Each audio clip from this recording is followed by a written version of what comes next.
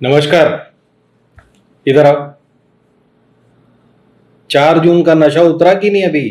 कि बहुत अच्छी सरकार, हमने बहुत अच्छे चुनाव पूरे करवा लिए हैं। जो नासिक से लेके नांगलोई तक जो जश्न मना रहे थे, वो हवा हुआ कि नहीं अभी? नहीं हुआ है तो मैं भी बताता हूँ आपको धरातल की सच्चाई।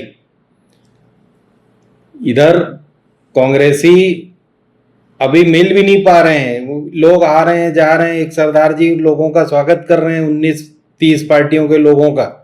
उधर मोदी जी इतने तेजी से चले कि भाजपा की मीटिंग हो या नहीं हो, एनडीए की 5 साल में एक बैठक नहीं हुई। लेकिन जैसे ही ये हारे, 240 सीट नंबर आई, 370 बोलते बोलते 240 सीटें आई, 150 सीटें कम आपके टारगेट से। उसी समय कहने लग गए हम तो जी एनडीए वाले हैं, हमारी तो एनडीए सरकार है।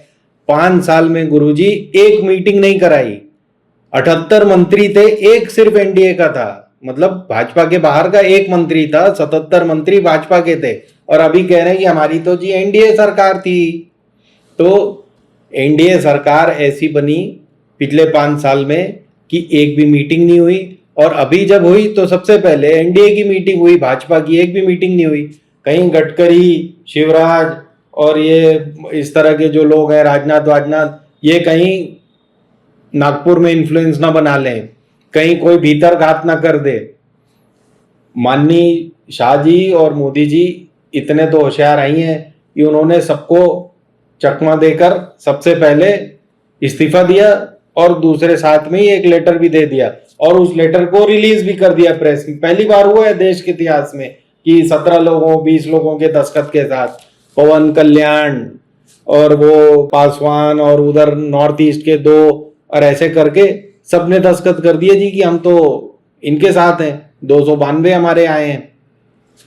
इस वक्त ईमानदारी से अगर कोई भी आदमी होता तो वो सबसे पहले रिजाइन करता, बोलता कि भाई मैं तो 370 मान के चल रहा था और मेरे तो 150 से सीटें कमाई हैं, तो पहले तो मेरे खिलाफ है ये जनादेश। लेकिन जनादेश की किसको चिंता है? ना उसको है, ना उसके साथ जो जाएंगे उसको चिंता है।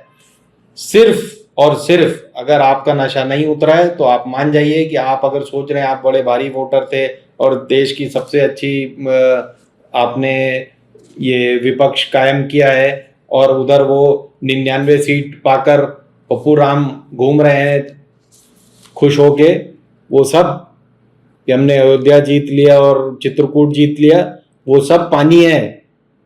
क्योंकि ये कलयुग है और यहाँ पर सिर्फ लालच और वायलेंस, हिंसा, सिर्फ लालच और हिंसा का ही कारोबार है।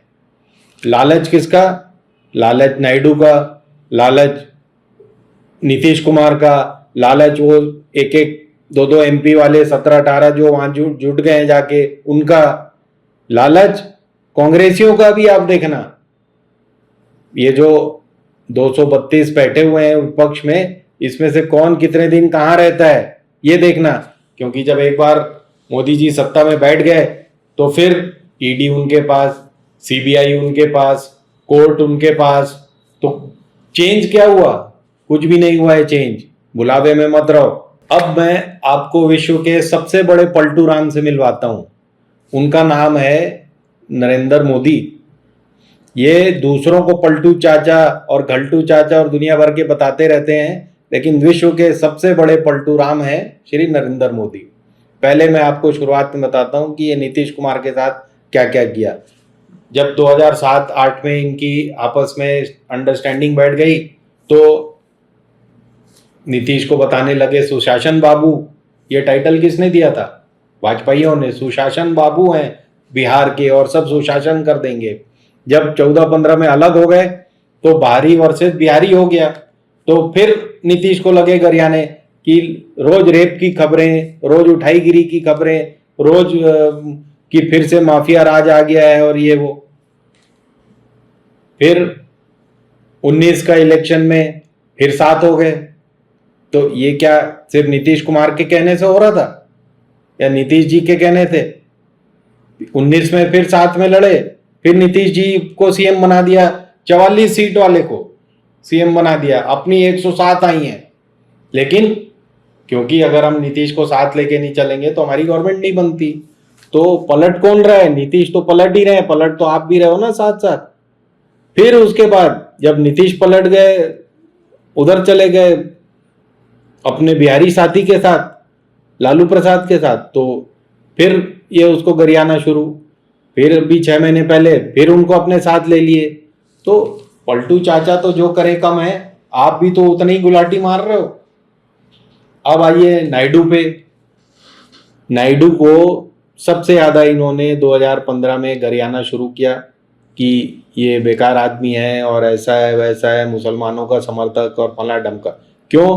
क्योंकि उस समय आप जगन मोहन के साथ थे, जगन मोहन की नई नई लड़ाई हुई थी कांग्रेस से, तो आप उसको टेका दिए हुए थे। फिर नायडू से इतनी बात बिगड़ गई कि उसको जेल में डाल दिया। 6 महीने नायडू जी जेल में रह के आए, अभी उतना हल्ला नहीं हुआ जितना केजरीवाल और झारखंड वालों का। 6 महीने जेल में रहने के बाद जब इनको समझ में आया कि जगन मोहन तो जा रहा है, और सर्वे से पता चला कि ये नायडू जी वापस आ रहे हैं आंध्र में, तो नायडू साहब के साथ फिर हो लिए। अब नायडू के साथ रहने का क्या मतलब है भाई? आपका तो ये जो ज्यादा बच्चे वाले हैं, टोपी वाले हैं, और इनसे इनसे तो आपका दुराव है। और नायडू कह रहा है कि मैं तो 4% इनको रिजर्वेशन दूंगा। किस में दूंगा? पिछड़ों के लिए जो रिजर्वेशन है उसमें से 4% रिजर्वेशन नायडू ने प्रॉमिस किया है, और वो करेगा, कल ही कल करेगा। जैसे ही वो 9 तारीख को शपथ लेगा, और शपथ में भी आप जाओगे, और उस शपथ में 4 मुस्लिम मंत्री भी होंगे। तो पलटे अपने कहे हुए लक्ष्य हैं, जो कहे हुए आपके जो गढ़े हुए लक्ष्य हैं, उसमें तो आप नहीं खड़े रह पाते, तो पलटेगा कौन? और करप्शन पे आपके क्या विचार थे, और कितने करप्ट लोग आपके साथ हैं? श्री राम पे आपके क्या विचार थे? जैसे ही आप अयोध्या आ रहे तो आप जय जगन्नाथ बोलने लग गए। तो विश्व के सबसे बड़े पलटू राम तो मोदी जी हैं, अगर आप माने ना माने। और अब वो सरकार में आ गए हैं, लेकिन जनता तो उन्हें पहचान गई है ना। 232 सीटें ऑपोजिशन को दी है। आज तक 75 साल की हिस्ट्री में ऑपोजिशन को इतनी सीटें नहीं मिली। तो देश की जनता जग गई है ना।